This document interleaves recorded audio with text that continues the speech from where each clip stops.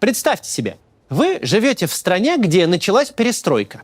Идут бесконечные экономические реформы без видимого для вас результата.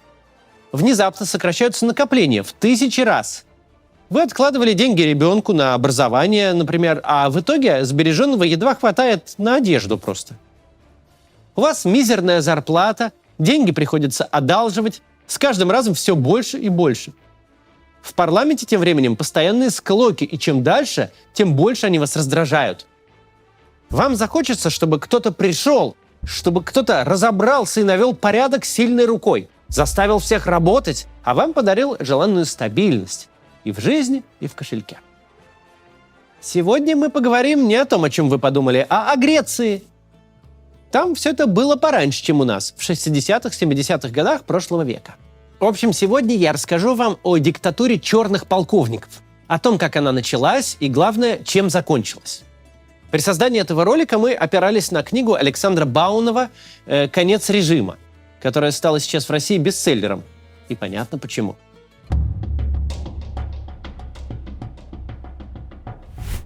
Все 40-е годы прошлого века в Греции уничтожались города и деревни, и гибли люди. Сначала под нацистской оккупацией, потом во время жестокой и разрушительной гражданской войны. На греческих извилистых улочках убивали друг друга коммунисты и монархисты, которые еще недавно бок о бок сражались против гитлеровских войск. От многих сел и деревень просто камня на камне не осталось. За 3 года при поддержке Соединенных Штатов и Великобритании монархистам удалось отразить красную угрозу. И в страну пошли первые маршалловы корабли с техникой, строительными материалами и станками. Ведь Греция была одной из 17 европейских стран, получивших финансирование от Соединенных Штатов в рамках программы восстановления Европы, больше известной как План Маршалла. Города отстроились, были восстановлены дороги и мосты, на улицах появились новые иностранные автомобили, инвестиции заполняли черные дыры греческой экономики. Но немалая часть государственных денег оседала в карманах чиновников. Коррупция цвела и пахла, правительство активно проводило денежные реформы. В 1954 году в стране прошла деноминация 1000 старых драхм за 1 новую. Потребовалось целое десятилетие, чтобы Греция в начале 60-х наконец выбралась из экономической ямы и даже обзавелась средним классом. Те, кто не желал горбатиться на виноградниках и жить впроголодь, уезжали за лучшей жизнью в город, на заводы. Рабочих становилось все больше. Их зарплаты ничем не регулировались. Завод мог рисовать какую угодно сумму и выдавать ее хоть раз в неделю, хоть раз в месяц, а то и вообще не выдавать по полгода. А как вы будете эти полгода жить, так это уж не его дело. Такая ситуация рабочих, понятное дело, не устраивала. Те, кто не уехал на заработки в Германию, требовали от правительства взять под контроль выплату зарплат. Вот только правительству было совершенно не до них. Вместо решения этих всех проблем депутаты рылись друг у друга в грязном белье, выискивали скрытых коммунистов и нацистских пособников. За 5 лет сменилось несколько избранных и технических правительств. Новоиспеченным королем стал Константин II, двоюродный племянник супруга британской королевы Елизаветы II. Кстати, если не видели, посмотрите о ней мой ролик. Так вот, греческий король Константин II был таким ярым антикоммунистом, что в 1965 году наперекор Конституции решил подчинить себе правительство. Он отправил в отставку премьер-министра Георгиоса Папандрео, чьи демократические реформы, легализация профсоюзов, освобождение политзаключенных, коммунистов, показались королю подозрительными. Отставка популярного в народе Папандрео вызвала массовые протесты. Король дважды пытался сформировать собственное правительство, но безуспешно. Новые выборы были назначены на 28 мая 1967 года. Смогли бы они исправить положение? Никто не знал. Главная партия, Союз Центра, могла не набрать нужное количество мест для коалиции. Тогда ей пришлось бы объединяться с Единой демократической левой партией, считавшейся прикрытием для запрещенных в Греции коммунистов. Впрочем, до выборов дело так и не дошло.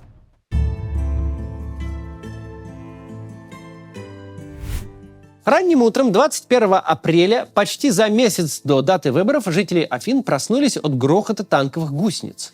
По радио звучали военные песни.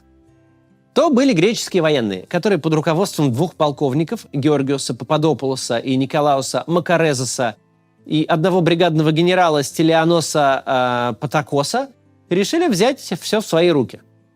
Меньше чем за 4 часа они захватили все ключевые учреждения, хватали министров и генералов по всей стране, вытаскивали из постелей и арестовывали левых и прокоммунистов, писателей, журналистов и общественных деятелей.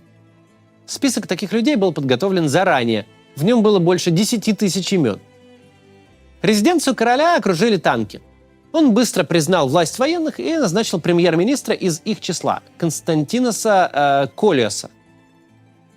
Позднее этот премьер скажет, что король своим решением спас Грецию от кровопролития, имея в виду очередную гражданскую войну с коммунистами. В 6 утра по местному времени полковник Пападопулос объявил по радио, что в стране произошла революция. Новые власти сразу же отменили назначенные на май выборы, а заодно и 11 статей Конституции, среди прочего, свободу собраний, свободу слова. Пападопулос заявил: «Мы, военные, берем на себя ответственность за то, чтобы вывести нашу родину из хаоса и разрухи. Сохраняйте спокойствие, вас ждет время больших перемен. Мы не продажные политики, богачи и коррумпированные чиновники, которые вас грабят. Мы одни из вас». В городах начались протесты, но их быстро подавили. Уставшие от политического бардака греки в массе своей переворот приняли. Ведь это была далеко не первая внезапная смена власти на их памяти. Только в 20 веке, помимо войн, Греция пережила 7 военных переворотов, и это мы посчитали только удавшиеся. Обычно военные не задерживались надолго, но, ведя порядок, они передавали власть гражданским. Интересный факт. Константин II ожидал чего-то подобного и в этот раз. Когда у него не получилось назначить правительство и справиться с толпами протестующих, король отправился к генералам и попросил их не захватывать власть, по крайней мере, подождать выборов. Однако в этот раз инициативу в свои руки взяли не генералы, а среднее командное звено – полковники. А с ними король не договаривался.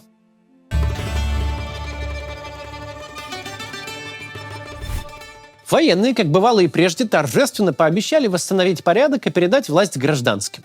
Они продолжили курс реформ, начатых еще в 50-е годы премьером Константиносом Караманлисом, который покинул страну еще в 1963 году после конфликта с предыдущим королем. Чтобы найти деньги для реформ, полковники брали в долг за границей и у населения. Они организовали масштабные проекты по строительству заводов, школ, отелей и жилищных комплексов с удобствами в виде туалета и кухни. Крестьянам, самой бедной части населения, подняли пенсии, простили долги в несколько миллиардов драхм, рабочим подняли зарплаты, женщины стали получать столько же, сколько и мужчины. На продовольственные товары установили потолок цен. В домах греков стали появляться электричество и новенькие телевизоры. В страну пришла Кока-Кола, а бич греческого общества – коррупцию – подавили жестко рукой. Поэтому попытка контрпереворота, предпринятая королем Константином осенью того же 1967 года, не получила поддержки. И монарх, все еще будучи официальным главой государства, покинул страну под давлением полковников и ради собственной безопасности. Выглядит вроде бы как та самая заветная стабильность. Телевизоры есть, Кока-Кола тоже. Сейчас прервемся на некоммерческое объявление, а потом расскажем вам, чем был этот военный режим на самом деле. От войны страдают не только люди, не только экономика и международные отношения. У войны есть еще одна жертва, о которой, к сожалению, редко вспоминают. Это природа. Больше 36 тысяч гектаров леса и 10 тысяч гектаров полей уничтожены пожарами, возникшими из-за разрывов снарядов. Убито, по самым скромным оценкам, не менее миллиона животных, а украинские власти называют цифру в 6 миллионов. Реки Донбасса и Азовское море отравлены из-за разрушений инфраструктуры городов. Издание «Кедр Медиа» уже год следит за экологическими последствиями войны не только для Украины, но и для России. Помимо этого, Кедр рассказывает о том, как российские олигархи делают деньги на убийстве нашей природы, ведь нынешняя система ставит промышленников выше закона, и на севере Урала текут зеленые реки, отравленные добычей меди. Люди, пьющие эту воду, страдают от заболеваний. Кедр находит необычные сюжеты, например, о противостоянии людей с тиграми в Хабаровском крае. Представляете, выходите вы из дома, а тут тигр. А недавно Кедр вместе с Greenpeace и другими экологами добился снятия с рассмотрения законопроекта, который давал возможность уничтожить 85% российских заказников и природных парков ради добычи на их территории полезных ископаемых. Даже сейчас в России еще можно что-то менять. Если вам не безразлично, каким воздухом дышать, какую воду пить и будет ли рядом с вашим домом лес или химзавод, подписывайтесь на Кедр Медиа. А если вас беспокоит какая-то экологическая проблема, напишите о ней журналистам Кедра, они постараются помочь. Еще на Кедре можно просто отдохнуть, посмотреть сериал о том, как на Дальнем Востоке зоолог целый год воспитывал гималайских медвежат-сирот, или почитать тексты о редких животных. Если любите природу, непременно подпишитесь, ссылка в описании. Продолжим. Казалось бы, в стране все хорошо. На международной арене Греция сохранила место в НАТО, к которому присоединилась еще в 1952 году, но европейские страны были возмущены происходящим в колыбели демократии. И Греция, хлопнув дверью, покинула Совет Европы, опередив свое исключение. Иностранные туристы не спешили к руинам Парфенона. Новые отели пустовали. Приехавший на неделю редкий турист мог не заметить, что в стране что-то вообще не так. Тем временем, больше чем по трое без особого разрешения можно было собираться только в церкви. Женщинам запрещалось носить мини-юбки, а мужчинам длинные волосы. Обсуждать политику можно было только шепотом и предварительно оглядевшись, не дай бог донесут. Время от времени пропадали и больше никогда не возвращались соседи. Такое обычно происходило в крупных городах. Среди множества греческих островов с загородными домами и курортами спрятался остров с концлагерем, куда ссылали несогласных. Подальше от глаз и ушей обывателей, которым по радио и телевидению вещали о традиционных ценностях, о важности семьи и о том, что Греция – оплот истинного христианства и должна вернуть себе все истинно греческие земли. Знакомо это все звучит, да? Греков пугали тем, что внутренние враги под покровительством внешних сил пытаются уничтожить греческие традиции и идеалы.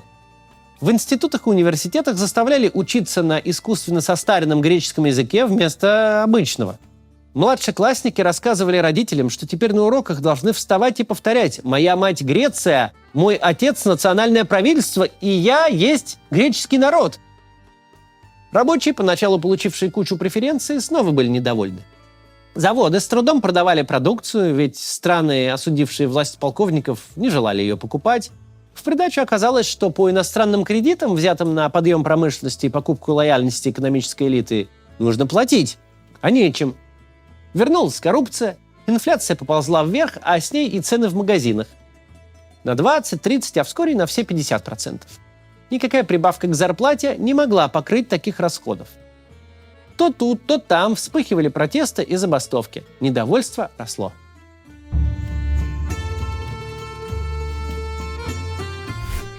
Первого июня 1973 года полковник Пападопулос, он же регент, он же глава правительства, министр образования, министр обороны и министр иностранных дел, отменил монархию и объявил себя президентом. Тем же летом он провел референдум, официально подтвердивший перемены. А в октябре объявил о прекращении действия власти военных, создании чисто гражданского правительства и организации первых за 10 лет парламентских выборов. В то же время в стране начались студенческие забастовки. Дело в том, что полковники, несмотря на заявленную либерализацию, выпустили указ, требовавший отчислять нежелательных студентов, заподозренных в антигосударственной, в том случае профсоюзной деятельности, и отправлять их в армию. До сих пор. Возглавивший военную полицию Димитриос Иоаннидис отстранил от власти утратившего контроль за ситуацией Пападопулоса и вернул военные порядки. На место президента Иоаннидис посадил своего земляка Федона Гизикиса. Но полностью подавить возмущение не получилось. Тогда Иоаннидис обратился к своим друзьям, националистам с острова Кипр. Для подтверждения легитимности военного правительства он решил устроить маленькую победоносную войну. Или переворот под соусом «Спасем братьев-киприотов от президента-коммуниста и возвращаем их в родную гавань». А что президент там не коммунист, а священнослужитель, так это уж несущественные детали. Кипр только в 60-м году освободился от власти англичан и стал независимым государством. 80% населения составляли этнические греки, а остальные 20% – турки. Греция была одной из стран-гарантов безопасности и независимости Кипра. Но 15 июля 1974 года греческие националисты в сговоре с Иоаннидисом совершили на Кипре государственный переворот и попытались убить избранного президента, архиепископа Макариоса. Правда, в итоге ему удалось спастись. На острове начались ожесточенные бои. Спустя 5 дней под предлогом защиты этнических турков в ситуацию вмешалась официальная Анкара. 40-тысячная турецкая тяжело вооруженная армия за несколько дней оккупировала северную часть острова. Греция и Турция, 2 страны НАТО, оказались на грани полномасштабной войны.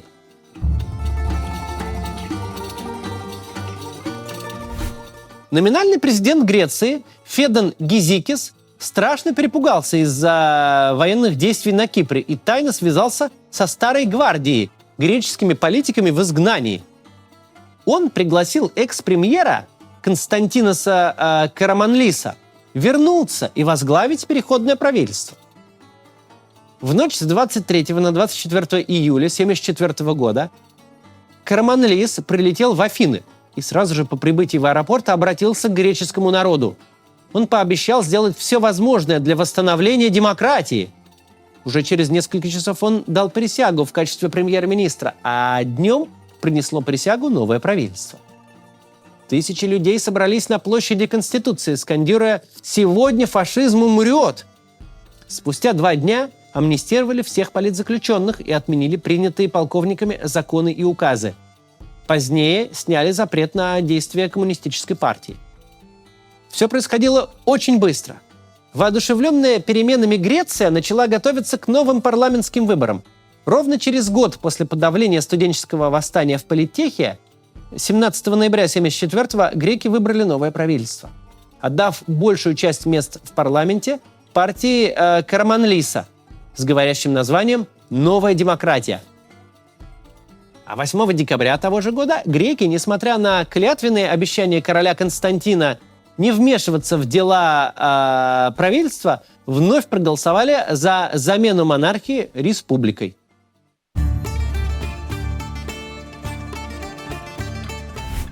Полковников и их пособников отстранили от должностей. Началось следствие. 23 октября руководителей военного режима арестовали и сослали на ближайший к материку остров Кеос.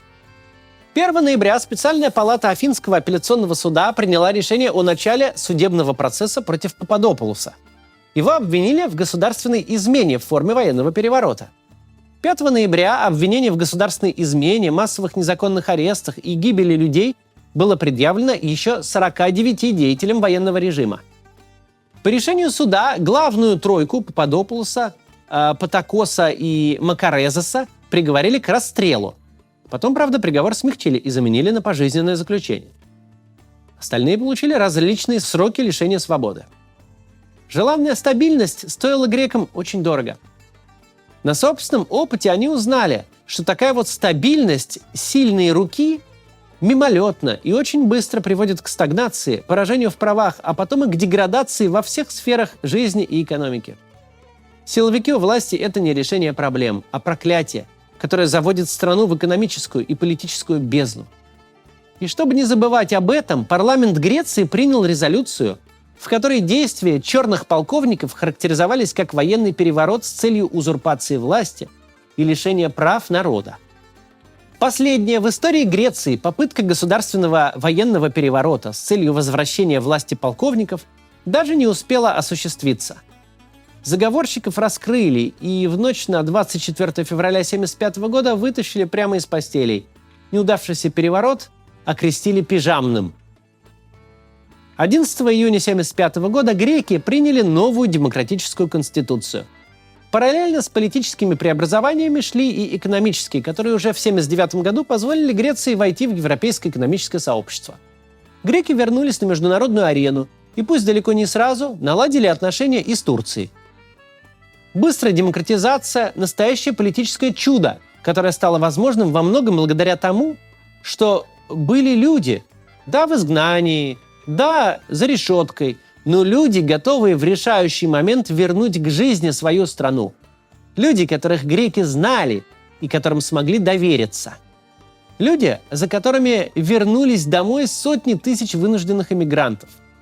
Эти люди взялись строить будущее демократической страны, не надеясь, что кто-то придет, стукнет кулаком по столу и замочат всех в сортире. К счастью, это у них получилось. Греция справляется с тяжелейшими экономическими кризисами без радикальных переворотов и уверенно поднимается в рейтинге самых счастливых стран. Вот такая сегодня история. До завтра.